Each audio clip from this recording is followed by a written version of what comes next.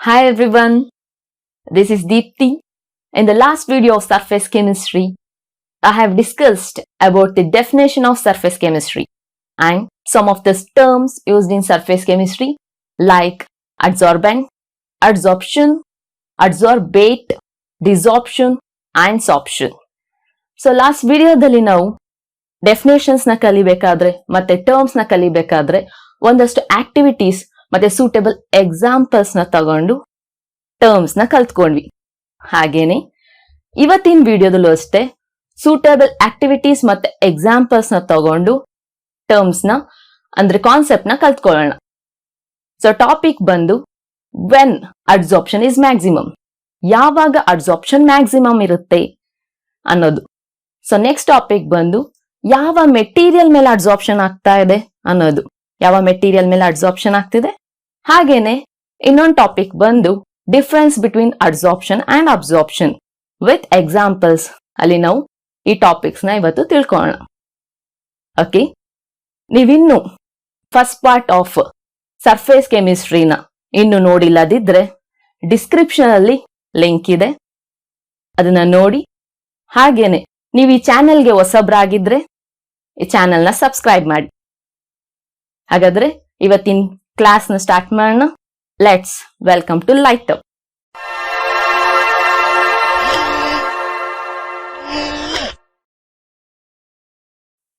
When adsorption is maximum.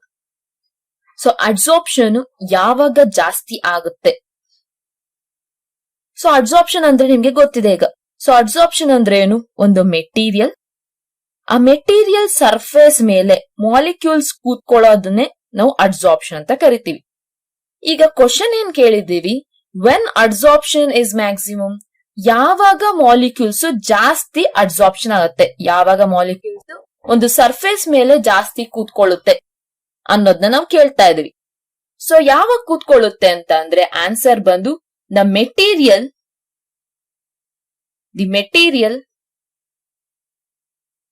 in its finely divided state,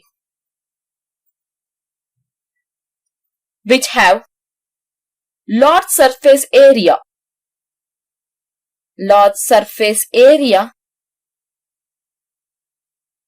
shows maximum adsorption.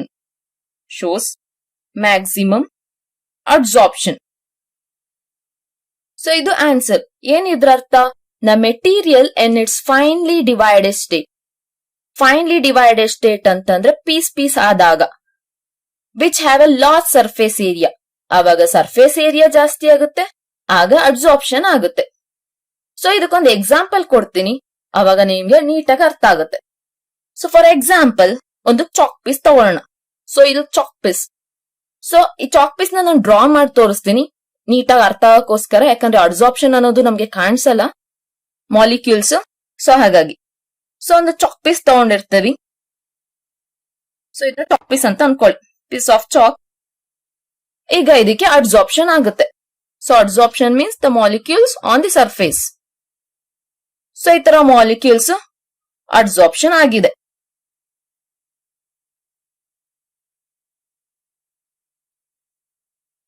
Adsorption ಆಗಿರೋದನ್ನ ನಾನು ಬರೀತಾ ಇದ್ದೀನಿ.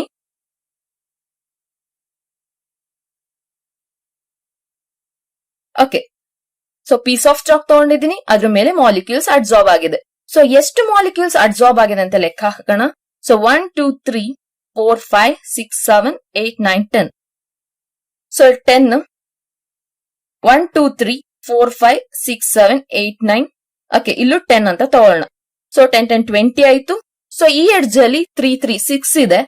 So 20 23 26. So 26 molecules ಏನಾಗಿದೆ, ಒಂದು ಪೀಸ್ ಆಫ್ ಚಾಕ್ ಮೇಲೆ ಅಡ್ಸಾರ್ಬ್ ಆಗಿದೆ. ಸೊ ಇದ್ರ ಸರ್ಫೇಸ್ ನೋಡಿ, ನಿಮ್ಗೆ 4 ಸೈಡ್ ಸರ್ಫೇಸ್ ಸಿಗ್ತಾ ಇದೆ. ಸೊ ಇದ್ರ ಮೇಲೆ ಮಾಲಿಕ್ಯೂಲ್ಸ್ ಅಡ್ಸಾರ್ಬ್ ಆಗಿದೆ. ಈಗ ಇದನ್ನ ನಾನು ಏನ್ ಮಾಡ್ತೀನಿ, ಫೈನ್ಲಿ ಡಿವೈಡೆಡ್ ಸ್ಟೇಟ್ ನೋಡಿ, ಇಲ್ಲಿ ಫೈನ್ಲಿ ಡಿವೈಡೆಡ್ ಸ್ಟೇಟ್ ಅಂದ್ರೆ ಇದನ್ನ ನಾನು ಕಟ್ ಮಾಡೋಣ. ಸೊ ಇದನ್ನ ಮುರಿತೀನಿ, ಇವಾಗ ಚಾಕ್ ಪೀಸ್ ನ ಪೀಸ್ ಆಗಿ ತುಂಡು ಮಾಡ್ತೀನಿ. ಇವಾಗ 4 ಭಾಗ ಮಾಡೋಣ ಇದನ್ನ. So 4 pieces.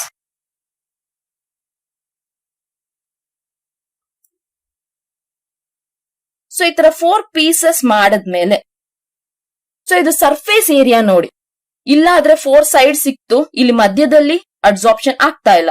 ಬಟ್ ಇಲ್ಲಿ ನೋಡಿ 4 ಸೈಡ್ ಪೀಸಸ್ ಮಾಡಿದಾಗ ಇಲ್ಲಿ ಮಧ್ಯದಲ್ಲಿ ಮೊದಲು ಅಡ್ಸಾರ್ಪ್ಷನ್ ಆಗ್ತಿರಲ್ಲ, ಅದಾದ್ಮೇಲೆ ಇಲ್ಲಿ ಪೀಸಸ್ ಮಾಡಿದ ಏನಾಗುತ್ತೆ, ಇಲ್ಲಿ ಅಡ್ಸಾರ್ಪ್ಷನ್ ಕ್ಯಾರಿ ಆಗುತ್ತೆ. ಸೊ ಇಲ್ಲಿ 4 ಪೀಸಸ್ ಇದೆ, 4 ಪೀಸಸ್ಗೂ 4 ಸೈಡ್ ಸಿಗ್ತಾ ಇದೆ. ಸೊ ಏರಿಯಾ ಏನಾಯ್ತು, ಸರ್ಫೇಸ್ ಏರಿಯಾ ಜಾಸ್ತಿ ಆಯ್ತು. ಸೊ ಇವಾಗ ಅಡ್ಸಾರ್ಪ್ಷನ್ ಸ್ಟಾರ್ಟ್ ಮಾಡೋಣ. ಅಡ್ಸಾರ್ಪ್ಷನ್ ಆದಾಗ ಮಾಲಿಕ್ಯೂಲ್ಸ್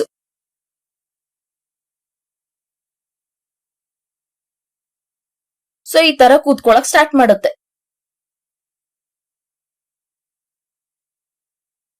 ಸೊ ಮಾಲಿಕ್ಯೂಲ್ಸ್ ನೋಡಿ, ಫಸ್ಟ್ ಒನ್ ಕಂಪೇರ್ ಮಾಡಿದ್ರೆ ಸೊ ಪೀಸ್ ಮಾಡಿದಾಗ ಸೊ ಒಂದ್ ಫೈನ್ಲಿ ಡಿವೈಡೆಡ್ ಸ್ಟೇಟ್ ಅಂದ್ರೆ ಮಾಲಿಕ್ಯೂಲ್ಸ್ ನ ಸೊ ಪುಡಿ ಮಾಡೋ ಅಂತದ್ದು.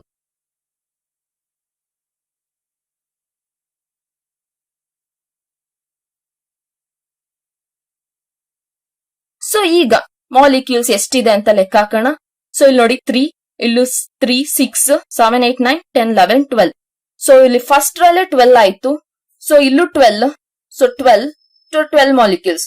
ಸೊ ಟೋಟಲ್ ಆಗಿ ಎಷ್ಟು ಬರ್ತಿದೆ ನಮ್ಗೆ ಮಾಲಿಕ್ಯೂಲ್ಸ್? 2, 3, 4, 5, 6, 7, 8, 2, 3, 4, 48 ಮಾಲಿಕ್ಯೂಲ್ಸ್ ಆಯ್ತು. ಸೊ ಎಷ್ಟಾಗ್ತಿದೆ ಮಾಲಿಕ್ಯೂಲ್ಸ್? 48. ಸೊ ಫಸ್ಟ್ ಒನ್ ಅಲ್ಲಿ ನಿಮ್ಗೆ 26 molecule ಸಿಗ್ತಿದೆ.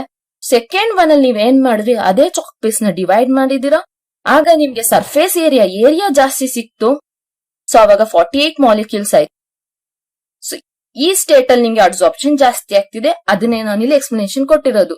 The material in its finally divided state which have lot surface area. Surface area ಜಾಸ್ತಿ ಆದಷ್ಟು ಏನಾಗುತ್ತೆ, ಮಾಲಿಕ್ಯೂಲ್ಸ್ ಕೂತ್ಕೊಳ್ಳಕ್ಕೆ ಜಾಗ ಜಾಸ್ತಿ ಸಿಗುತ್ತೆ, ಅವಾಗ ಅಡ್ಸಾರ್ಪ್ಷನ್ ಮ್ಯಾಕ್ಸಿಮಮ್ ಆಗುತ್ತೆ. ಪುನಃ ಇದೇ ಚಾಕ್ ಪೀಸ್ ನ ನೀವು ಇನ್ನೂ ಚಿಕ್ಕ ಭಾಗ ಆಗಿ ಕಟ್ ಮಾಡ್ತು ಅಂತ ಅಂದ್ರೆ, ಸೊ ನೋಡಿ ಇದಕ್ಕೆ 4 ಸೈಡ್ ಸಿಕ್ತಿದೆ, ಈ ಮಾಲಿಕ್ಯೂಲ್ 4 ಸೈಡ್ ಸಿಕ್ತಿದೆ. ಸೊ ಅವಾಗ ಏರಿಯಾಸ್ ಏನಾಯ್ತು, ಜಾಸ್ತಿ ಆಯ್ತು. So number of molecules adsorption ಆಗೋದು ಜಾಸ್ತಿ ಆಗುತ್ತೆ. So final answer is the adsorption will be maximum in its finally divided state which has a large surface area shows maximum adsorption. So ಇದು important question.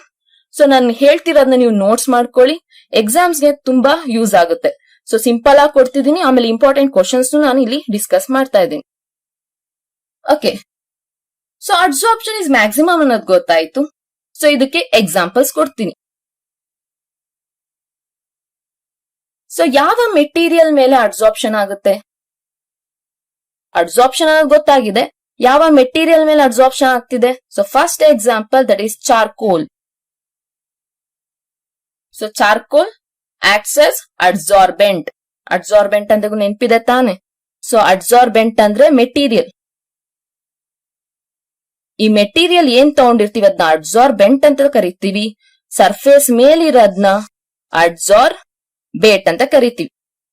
So ಹಾಗಾಗಿ charcoal ಒಂದು ಅಡ್ಸಾರ್ಬೆಂಟ್, ಇದ್ರ ಮೇಲೆ adsorption ಆಗುತ್ತೆ. So next example that is silica gel. Silica gel ಮೇಲೂ adsorption ಆಗುತ್ತೆ. So example ತಿಳ್ಕೊಂಡಿದ್ರಿ. ಹಾಗೆ ಕ್ಲೇ, ಇದು ಥರ್ಡ್ ಎಕ್ಸಾಂಪಲ್. ಸೊ ಇಲ್ಲಿ ತನಕ ಅರ್ಥ ಆಗಿದೆ ಅನ್ಕೊಳ್ತೀನಿ. ಸೊ ಇದಾದ್ಮೇಲೆ next topic, so next question, ಈ ಕಾನ್ಸೆಪ್ಟ್ ಆದ್ಮೇಲೆ ನೆಕ್ಸ್ಟ್ ಕ್ವಶನ್ ಬರೋದಂತದ್ದು ಏನು ಅಂತ ಅಂದ್ರೆ, when charcoal acts as good ಅಡ್ಸಾರ್ಬೆಂಟ್. ಯಾವಾಗ ಚಾರ್ಕೋಲ್ ಒಂದು ಗುಡ್ ಅಡ್ಸಾರ್ಬೆಂಟ್ ಆಗಿ ಆಕ್ಟ್ ಮಾಡುತ್ತೆ ಅನ್ನೋದು. ಸೊ ಫಸ್ಟ್ ಕ್ವಶನ್ಗೆ ರಿಲೇಟೆಡ್ ಆಗಿ ಕ್ವಶನ್ ನ ನಾವು ಫ್ರೇಮ್ ಮಾಡಿದೀವಿ. When charcoal acts as good ಅಡ್ಸಾರ್ಬೆಂಟ್, ಯಾವಾಗ ಚಾರ್ಕೋಲ್ ಒಂದು ಗುಡ್ ಅಡ್ಸಾರ್ಬೆಂಟ್ ಆಗಿ ಆಕ್ಟ್ ಮಾಡುತ್ತೆ. ಏನಿದ್ರ ಅರ್ಥ? ಗುಡ್ ಅಡ್ಸಾರ್ಬೆಂಟ್ ಅಂದ್ರೆ ಏನು? ಯಾವ ಮೆಟೀರಿಯಲ್ ಜಾಸ್ತಿ ಅಡ್ಸಾರ್ಪ್ಷನ್ ಮಾಡುತ್ತೋ ಅಂತ ಮೆಟೀರಿಯಲ್ ನಾವು ಗುಡ್ ಅಡ್ಸಾರ್ಬೆಂಟ್ ಅಂತ ಕರಿತೀವಿ. ಯಾವ ಮೆಟೀರಿಯಲ್ ಜಾಸ್ತಿ ಅಡ್ಸಾರ್ಪ್ಷನ್ ಮಾಡುತ್ತೋ ಅಂತದನ್ನ ನಾವು ಗುಡ್ ಅಡ್ಸಾರ್ಬೆಂಟ್ ಅಂತ ಕರಿತೀವಿ. ಸೊ ಇವಾಗ ಇದಕ್ಕೆ ನಾವು ಆನ್ಸರ್ ಕೊಡ್ಬೇಕು. When charcoal acts as A good ಅಡ್ಸಾರ್ಬೆಂಟ್, ಯಾವ ಮೆಟೀರಿಯಲ್ ಫೈನ್ಲಿ ಡಿವೈಡೆಡ್ ಸ್ಟೇಟ್ ಅಲ್ಲಿ ಇರುತ್ತೋ ಅಂತ ಮೆಟೀರಿಯಲ್ ಅಡ್ಸಾರ್ಪ್ಷನ್ ಜಾಸ್ತಿ ಮಾಡುತ್ತೆ. Charcoal in finely divided state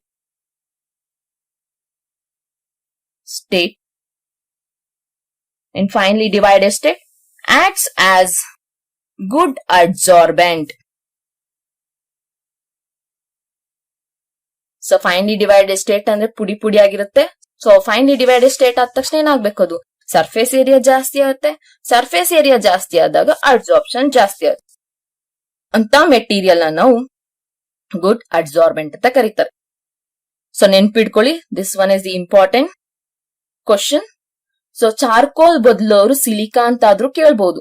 when silica gel acts as good adsorbent ಅಂತ ಕೇಳಿದ್ರೆ in the finely divided state it acts as good adsorbent ಅಂತ ಹೇಳ್ಬೇಕು. Why it acts as good adsorbent in finely divided state ಅಂತ ಕೇಳಿದ್ರೆ due to large surface area ಅಂತ answer ಮಾಡ್ಬೇಕು. So ಗೊತ್ತಾಗಿದೆ ಅಲ್ವಾ? ಓಕೆ, ಸೊ ಇದಾದ್ಮೇಲೆ ನೆಕ್ಸ್ಟ್ ಕಾನ್ಸೆಪ್ಟ್ ಬಂದು ಅಡ್ಸಾರ್ಪ್ಷನ್ ಇನ್ ಆಕ್ಷನ್. ಏನಿದ್ದು adsorption in action? Adsorption in action. Okay, adsorption in action ಅಂತ ಅಂದ್ರೆ ಅಡ್ಸಾರ್ಪ್ಷನ್ ನಾವು ಎಲ್ಲೆಲ್ಲಿ ನೋಡಬಹುದು ಅನ್ನೋಂಥದ್ದು. ಅದಕ್ಕೆ ಎಕ್ಸಾಂಪಲ್ಸ್ ಒಂದಷ್ಟಿದೆ. ಅದರಲ್ಲಿ ಫಸ್ಟ್ ಎಕ್ಸಾಂಪಲ್ ಬಂದು if a gas like oxygen, hydrogen and carbon monoxide is taken in a closed vessel. So figure ಬರೀತೀನಿ ನಾನು. ಒಂದು ಕ್ಲೋಸ್ಡ್ ವೆಸಲ್ ತಗೊಳ್ಳೋಣ. ಇದರಲ್ಲಿ ನಾನು ಆಕ್ಸಿಜನ್, ಹೈಡ್ರೋಜನ್ ಮತ್ತೆ ಕಾರ್ಬನ್ ಮೊನಾಕ್ಸೈಡ್ ತಗೊಳ್ತಾ ಇದೆ. ಸೊ ತಗೊಂಡ ಮೇಲೆ ಇದ್ರದ್ದು ಪ್ರೆಷರ್ ನಾನು ಚೆಕ್ ಮಾಡ್ತಾ ಇದ್ದೀನಿ. What is the pressure of this molecule? So gas molecule pressure ಎಷ್ಟು ಅಂತ ಚೆಕ್ ಮಾಡಿ ಕೊನೆಗೆ ಸ್ವಲ್ಪ ಹೊತ್ತಾದ್ಮೇಲೆ ನಾನು ಏನ್ ಮಾಡ್ತೀನಿ, I am adding the charcoal. So taken in a closed vessel containing a powdered charcoal. So charcoal ನ ಆಡ್ ಮಾಡ್ತೀನಿ. ಸೊ ಚಾರ್ಕೋಲ್ ನ ಆಡ್ ಮಾಡಿದಾಗ ಏನ್ ಅಬ್ಸರ್ವ್ ಮಾಡ್ತೀವಿ ಅಂತಂದ್ರೆ it is observe that decrease in the pressure. ಏನ್ ಹೇಳ್ತಿದ್ದಾರೆ? ಸೊ ಫಸ್ಟ್ ಪ್ರೆಷರ್ ಚೆಕ್ ಮಾಡಿದೀವಿ, ಅದಾದ್ಮೇಲೆ ಚಾರ್ಕೋಲ್ ಹಾಕ್ಬಿದ್ಮೇಲೆ ಪ್ರೆಷರ್ ಚೆಕ್ ಮಾಡಿದಾಗ ಸೊ ಪ್ರೆಷರ್ ಡಿಕ್ರೀಸ್ ಆಗ್ತಿದೆ. ಸೊ ಏನಿದ್ರು indication? So first pressure check ಮಾಡಿದ್ವಿ, ಸೆಕೆಂಡ್ ಟೈಮ್ ಚಾರ್ಕೋಲ್ ಹಾಕಿದ್ಮೇಲೆ ಪ್ರೆಷರ್ ಡಿಕ್ರೀಸ್ ಆಗ್ತಿದೆ. ಇದ್ರ ಇಂಡಿಕೇಶನ್ ಏನು? ಸೊ ಏನಾಗಿರುತ್ತೆ ಅಂತಂದ್ರೆ ಚಾರ್ಕೋಲ್ ಏನ್ ಮಾಡುತ್ತೆ, ಸೊ ಗ್ಯಾಸ್ ಮಾಲಿಕ್ಯೂಲ್ಸ್ ನ ಅಬ್ಸಾರ್ಬ್ ಮಾಡ್ಕೊಂಡಿರುತ್ತೆ. ಗ್ಯಾಸ್ ಮಾಲಿಕ್ಯೂಲ್ಸ್ ಎಲ್ಲ ಹೋಗಿ ಚಾರ್ಕೋಲ್ ಮೇಲೆ ಕೂತ್ಕೊಂಡಾಗ ಸೊ ಇಲ್ಲಿ ಮಾಲಿಕ್ಯೂಲ್ಸ್ ಮಧ್ಯೆ ಪ್ರೆಷರ್ ಕಮ್ಮಿ ಆಗುತ್ತೆ. ಸೊ ಹಾಗಾಗಿ ಇಲ್ಲಿ ನಾವು ಏನ್ ಹೇಳ್ತಿದೀವಿ, the pressure decreases in the vessel. ಇದೆ ನಮ್ಮ ಅಬ್ಸರ್ವೇಷನ್. ವಾಟ್ ಹ್ಯಾಪನ್ಸ್ ಅಂತ ಅಂದ್ರೆ ದಿ ಗ್ಯಾಸ್ ಮಾಲಿಕ್ಯೂಲ್ಸ್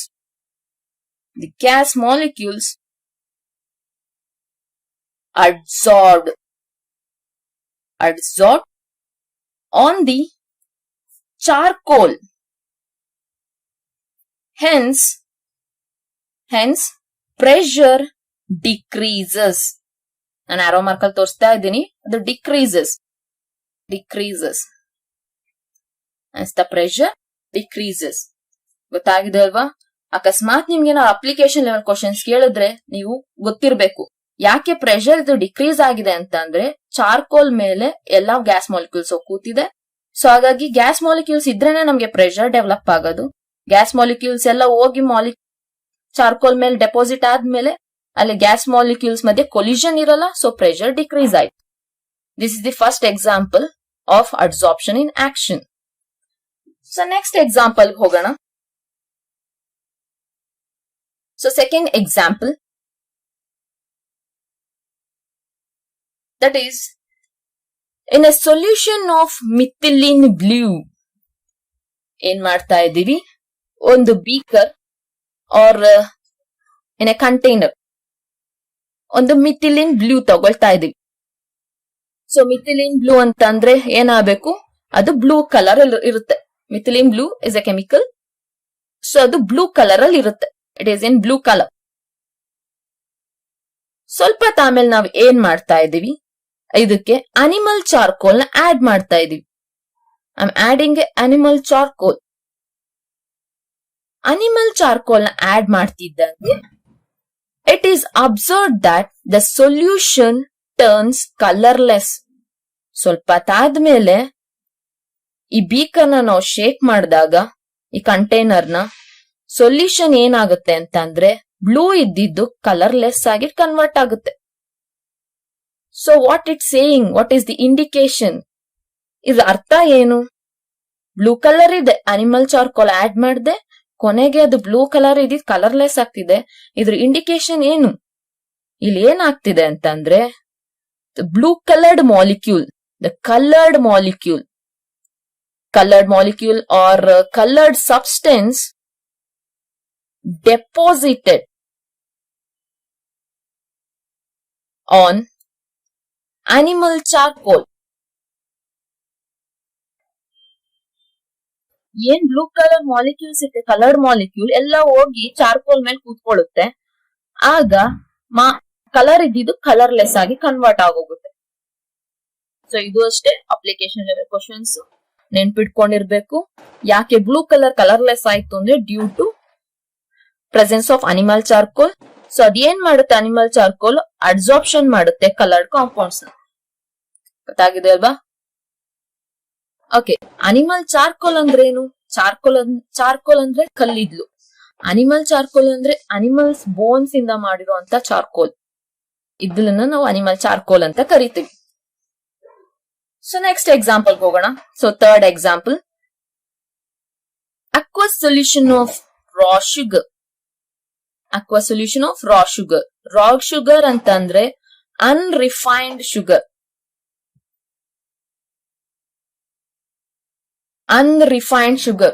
unrefined ಅಂತಂದ್ರೆ ಪ್ಯೂರಿಫಿಕೇಶನ್ ಆಗದೆ ಇರೋಂತಹ ಶುಗರ್, ಇನ್ನು ಪ್ಯೂರಿಫೈ ಆಗಿಲ್ಲ ಆ ಶುಗರ್, ಅಂತದ್ನ ನಾವು ರಾ ಶುಗರ್ ಅಂತ ಕರಿತೀವಿ.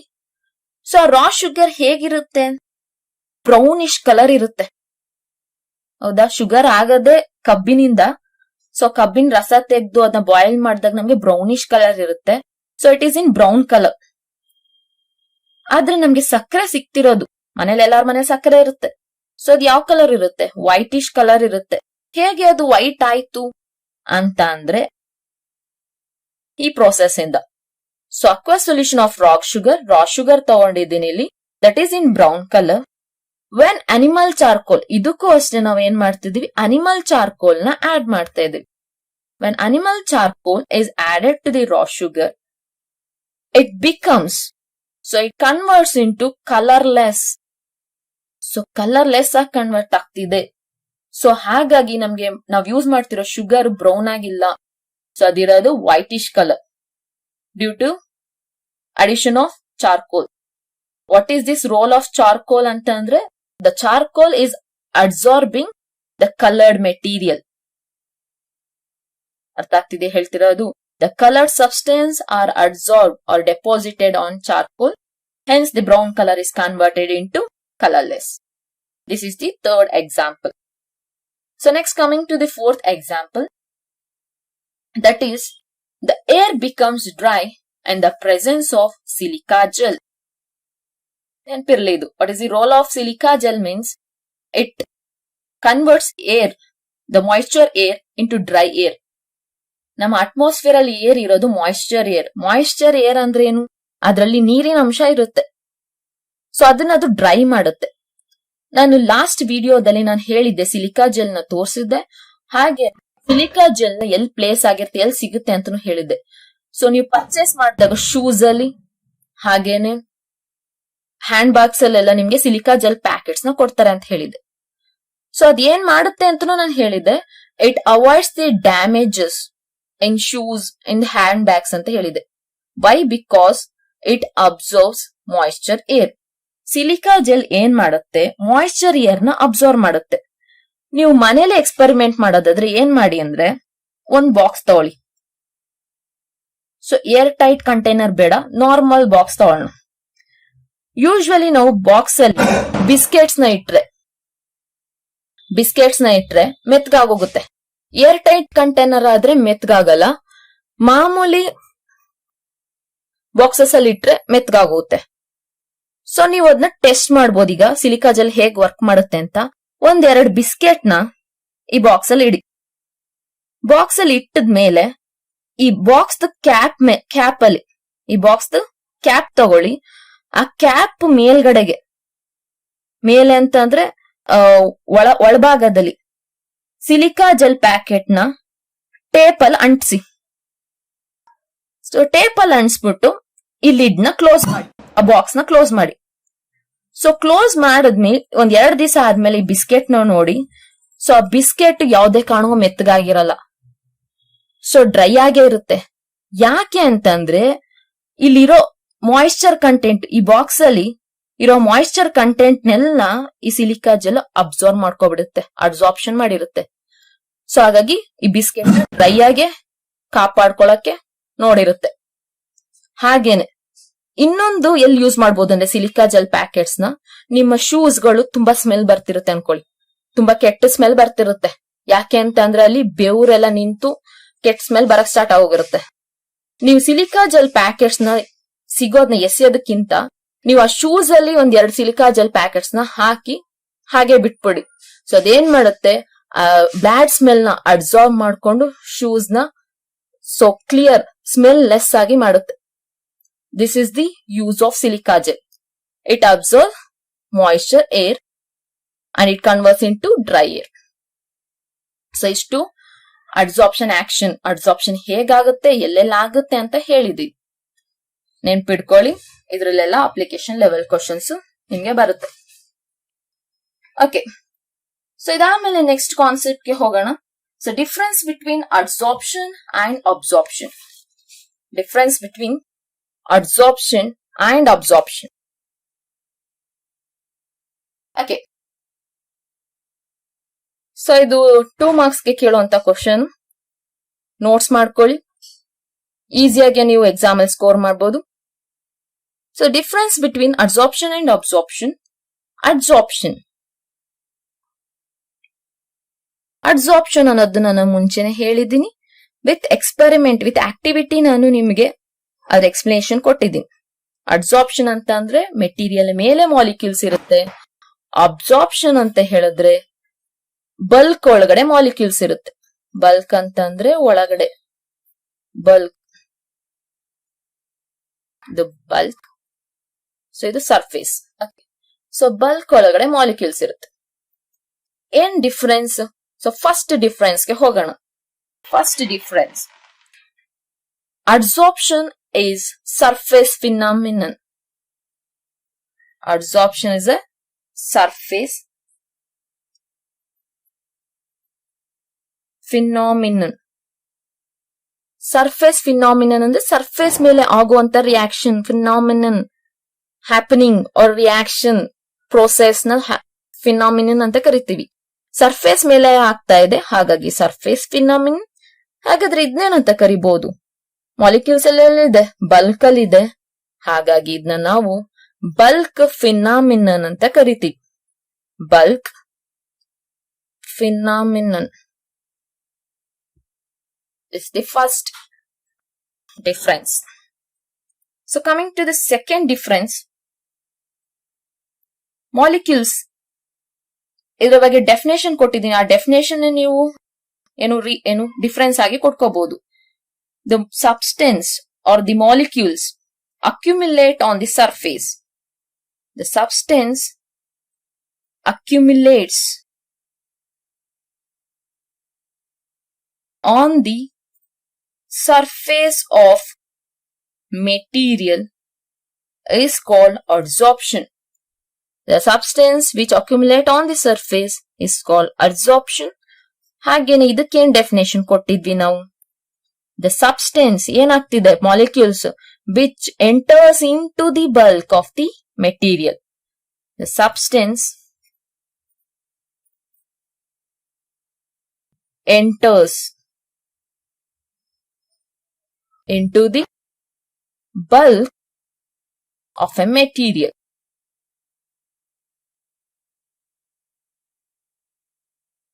So ಎರಡು ಡಿಫರೆನ್ಸ್ ಗೊತ್ತಾಗಿದೆ. ಸೊ ನೆಕ್ಸ್ಟ್ ಥರ್ಡ್ ಡಿಫರೆನ್ಸ್ ಹೋಗೋಣ.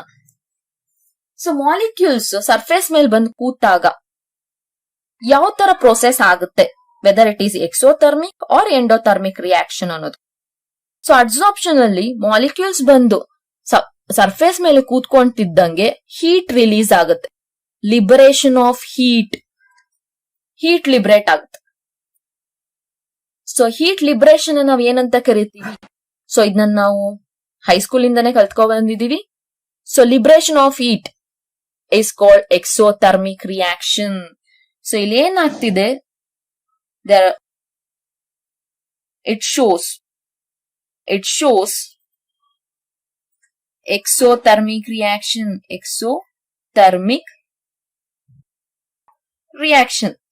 ಏನ್ exothermic reaction ಅಂತ ಅಂದ್ರೆ heat released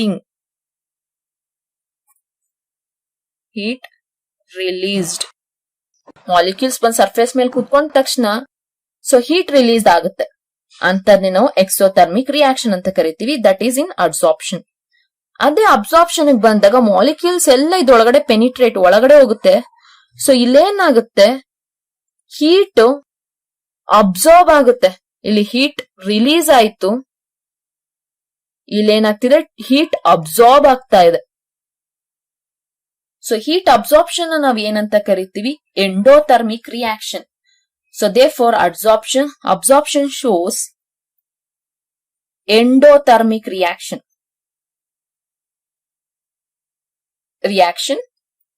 Heat absorbed. Heat absorption ಆಗ್ತಾ ಇದೆ ಅಲ್ಲಿ. This is the third point. So next, moving on to the fourth point.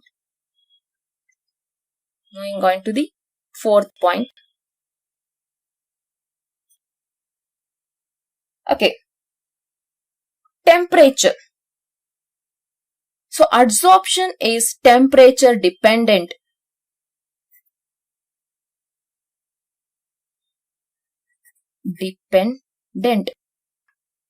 So adsorption temperature dependent ಅಂತಂದ್ರೆ ಅಡ್ಸಾರ್ಪ್ಷನ್ ಎಲ್ಲಾ ಟೆಂಪರೇಚರ್ ಅಲ್ಲೂ ಅದು ಅಷ್ಟು ಈಸಿಯಾಗಿ ಆಗೋದಿಲ್ಲ.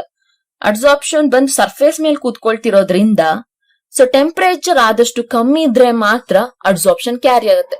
At low temperature adsorption will be maximum.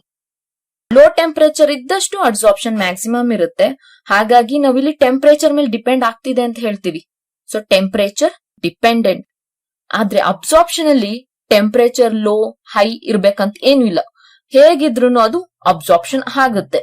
ಹಾಗಾಗಿ ಇಲ್ಲಿ ಫೋರ್ತ್ ಪಾಯಿಂಟ್ ಏನ್ ಹೇಳ್ತೀವಿ, ಇಟ್ ಈಸ್ ಟೆಂಪರೇಚರ್ ಇಂಡಿಪೆಂಡೆಂಟ್ ಅಂತ ಹೇಳ್ತೀವಿ, or it is not depends on temperature. ಇಟ್ ಈಸ್ ನಾಟ್ depends on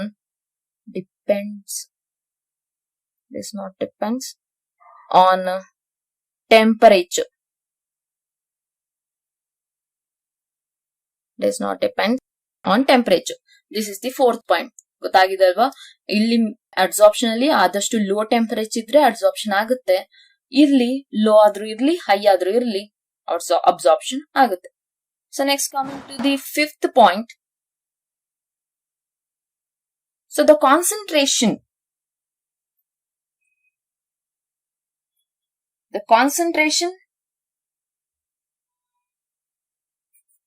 of molecules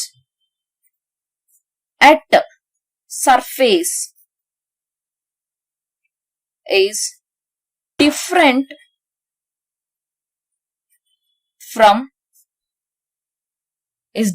from that of bulk. The concentration of molecules at the surface is different from that of the bulk. ಅಂದ್ರೆ concentration of molecules ಅಂತಂದ್ರೆ molecules ಕೂತ್ಕೊಳ್ತಿರೋದು. Concentration ಅಂದ್ರೆ ಏನು ಅಂದ್ರೆ ಜಾಸ್ತಿ molecules, ಎಷ್ಟು molecules ಕೂತ್ಕೊಳ್ಳುತ್ತೋ ಅದನ್ನ ಕಾನ್ಸಂಟ್ರೇಷನ್. ಜಾಸ್ತಿ ಕೂತ್ಕೊಂಡ್ರೆ ಕಾನ್ಸಂಟ್ರೇಷನ್ ಜಾಸ್ತಿ ಅಂತ. ಸೊ ಹಾಗೇನೆ ಇಲ್ಲಿ ಕಾನ್ಸಂಟ್ರೇಷನ್ ಆಫ್ ಮಾಲಿಕ್ಯೂಲ್ಸ್ ಎಲ್ಲಿ ಜಾಸ್ತಿ ಇರೋದು? ಸರ್ಫೇಸ್ ಮೇಲೆ ತಾನೇ ಇರೋದು. ಬಲ್ಕಲ್ ಅಂತದ್ದು ಹೋಗಿ ಜಾಯಿನ್ ಆಗಿಲ್ಲ ಮಾಲಿಕ್ಯೂಲ್ಸ್. ಹಾಗಾಗಿ ಏನ್ ಹೇಳ್ತಿದೀವಿ ಅಂದ್ರೆ the concentration of molecules at the surface is different from that of bulk compare ಮಾಡಿದ್ರೆ ಸರ್ಫೇಸ್ ಅಲ್ಲಿ ಮಾಲಿಕ್ಯೂಲ್ಸ್ ಜಾಸ್ತಿ ಅಂತ. ಹಾಗೇನೆ ಇಲ್ಲಿ ನೋಡೋಣ. ಹಾಗಾದ್ರೆ ಇಲ್ಲೇನಾಗ್ತಿದೆ, ಮಾಲಿಕ್ಯೂಲ್ಸ್ ಸರ್ಫೇಸ್ ಮೇಲೆ ಟೋಟಲ್ ಆಗಿ ಎಲ್ಲಾ ಕಡೆ ಈಕ್ವಲ್ ಆಗಿ ಡಿಸ್ಟ್ರಿಬ್ಯೂಟ್ ಆಗಿದೆ. ಇಲ್ಲಿ ಹಾಗಲ್ಲ, ಬರೀ ಸರ್ಫೇಸ್ ಮೇಲೆ ಮಾತ್ರ ಡಿಸ್ಟ್ರಿಬ್ಯೂಟ್ ಆಗಿದೆ, ಬಲ್ಕಲ್ ಅಂತೂ ಇಲ್ಲ. ಬಟ್ ಇಲ್ಲಿ ಅಬ್ಸಾರ್ಪ್ಷನ್ ಆಗ್ತಿದೆ ಅಂದ ತಕ್ಷಣ ಎಲ್ಲಾ ಮಾಲಿಕ್ಯೂಲ್ಸ್ ಎಲ್ಲಾ ಕಡೆ ಈಕ್ವಲ್ ಆಗಿ ಡಿವೈಡ್ ಆಗಿದೆ. ನಾನು ಎಕ್ಸಾಂಪಲ್ ತೋರಿಸಿದೆ ಕಾಟನ್. ನೀರ್ ಚೆಲ್ದಾಗ ಕಾಟನ್ ನೀವು ಅದ್ರ ನೀರ್ ಮೇಲೆ ಹಾಕಿದ ತಕ್ಷಣ ಇಡೀ ಕಾಟನ್ ಒದ್ದೆ ಆಗುತ್ತೆ. ಅಂದ್ರೆ ಈಕ್ವಲ್ ಆಗಿ ನೀರ್ನ ಎಳ್ಕೊಂಡಿರುತ್ತೆ ಕಾಟನ್. ಸೊ ಹಾಗಾಗಿ ಇಲ್ಲೇನ್ ಹೇಳ್ತೀವಿ ಅಂದ್ರೆ point, the concentration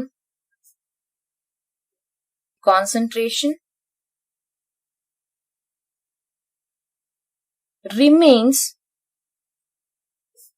same throughout the bulk of the material. So the concentration ಏನಾಗಿರುತ್ತೆ, ಕಂಪ್ಲೀಟ್ ಆಗಿ ಈಕ್ವಲ್ ಆಗಿ ಡಿಸ್ಟ್ರಿಬ್ಯೂಟ್ ಆಗಿದೆ ಅಂತ ಹೇಳ್ತೀವಿ. ಆದ್ರೆ ಇಲ್ಲಂಗಲ್ಲ, ಸರ್ಫೇಸ್ ಮೇಲೆ ಒಂಥರ ಇದೆ, ಬಲ್ಕ್ ಅಲ್ಲಿ ಒಂಥರ ಇದೆ. ಬಲ್ಕ್ ಅಲ್ಲಿ ಮಾಲಿಕ್ಯೂಲ್ಸ್ ಹೋಗಿಲ್ಲ. ಸೊ ಇದು 5th point. So next last point ಒಂದಿದೆ. Last point 6th point, rate of adsorption.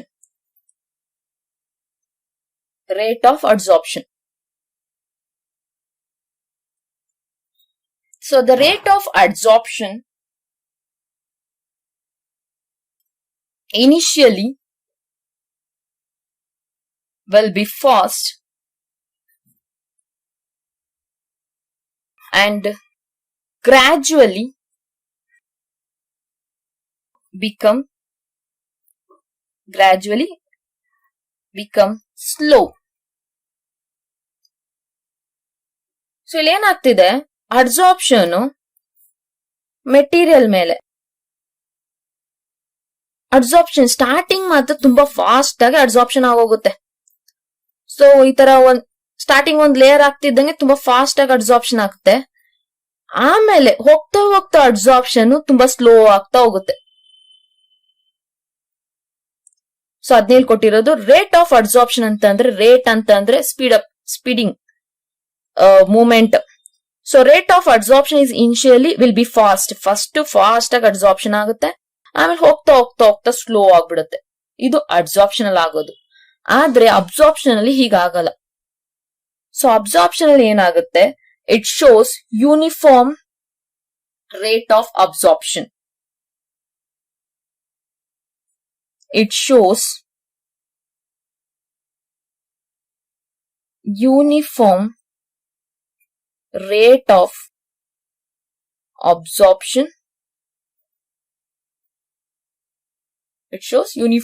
of absorption.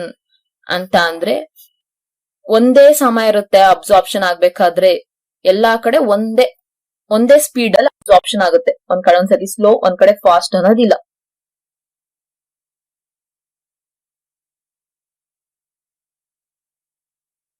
ಗೊತ್ತಾಯ್ತಲ್ವಾ? So difference between absorption and adsorption, ಇದನ್ನು ಅಷ್ಟೇ ಇಂಪಾರ್ಟೆಂಟ್ ಕ್ವಶನ್. ಎಲ್ಲ ನೋಟ್ ಮಾಡ್ಕೊಳ್ಳಿ, ಇಲ್ಲಾಂದ್ರೆ ಸ್ಕ್ರೀನ್ ಶಾಟ್ ತಗೊಂಡ್ ಅದನ್ನ ನೋಟ್ಸ್ ನೀಟಾಗಿ ಬರ್ಕೊಳ್ಳಿ. ಸೊ ಇವತ್ತಿನ ಕ್ಲಾಸ್ ಅಲ್ಲಿ ನಾವು ಏನೆಲ್ಲ ಕಲ್ತ್ಕೊಂಡ್ವಿ ಅಂತ ಅಂದ್ರೆ, when adsorption will be maximum ಅಂತ ಕಲ್ತ್ಕೊಂಡ್ವಿ, when adsorption is maximum, and when charcoal acts as good adsorbent. So next, adsorption in action ಅಂದ್ರೆ adsorption ಎಲ್ಲೆಲ್ಲಿ ನೋಡಿದ್ವಿ ಅನ್ನೋದು ನಿಮಗೆ ಗೊತ್ತಾಯ್ತು, ಮತ್ತೆ ಹೇಗಾಗುತ್ತೆ ಅಂತಾನೂ ಗೊತ್ತಾಗಿದೆ. When adsorption will be maximum, and then the difference between adsorption and absorption, ಅದರಲ್ಲಿ ನೀವು 6 ಪಾಯಿಂಟ್ಸ್ ನ ಅರ್ಥ ಮಾಡ್ಕೊಂಡಿದ್ದೀರಾ. ಸೊ ಹಾಗಾದ್ರೆ ಕೊನೆಗೊಂದು ಕ್ವಶನ್ ಕೇಳ್ತೀನಿ ನಾನು. ಸೊ ಇದನ್ನ ನೀವು ಕಮೆಂಟ್ ಬಾಕ್ಸ್ ಅಲ್ಲಿ ಆನ್ಸರ್ ಮಾಡಿ.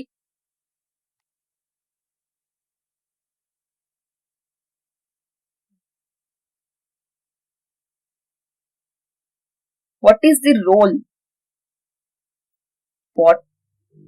role of animal charcoal in purification of sugar? ಇದಕ್ಕೆ ಆನ್ಸರ್ ಮಾಡಿ. ಕಮೆಂಟ್ ಬಾಕ್ಸ್ ಅಲ್ಲಿ ಇದನ್ನ ಆನ್ಸರ್ ಮಾಡಿ. ಸೊ ನಾನು ಆಮೇಲೆ ಇದಕ್ಕೆ ಆನ್ಸರ್ ಹೇಳ್ತೀನಿ. So this is all about today's topic, that is difference between adsorption and absorption and when adsorption is maximum. Okay, ನಿಮ್ಗೆ ಏನಾದ್ರು ಡೌಟ್ಸ್ ಇತ್ತು ಅಂತ ಅಂದ್ರೆ ಕಮೆಂಟ್ ಬಾಕ್ಸ್ ಅಲ್ಲಿ ಕಮೆಂಟ್ ಮಾಡಿ. ನಿಮ್ಗೆ ನನ್ನ ವಿಡಿಯೋ ಇಷ್ಟ ಆಗಿತ್ತು ಅಂತ ಅಂದ್ರೆ ಲೈಕ್ ಮಾಡಿ, ಶೇರ್ ಮಾಡಿ, ಸಬ್ಸ್ಕ್ರೈಬ್ ಮಾಡಿ ನನ್ನ ಚಾನೆಲ್ ನ. Thank you.